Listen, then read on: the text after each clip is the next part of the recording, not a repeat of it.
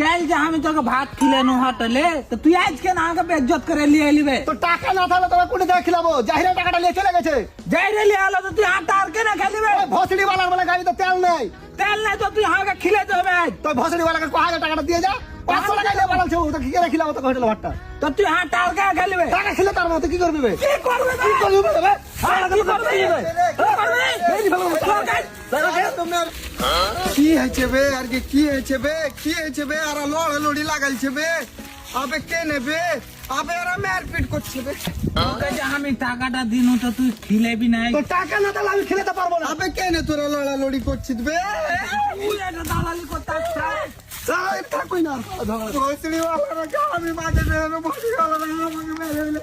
আবে আমার মাকে ডেকে নিয়ে তুই আমাকে মারলি না তো আমার মাকে করবো তা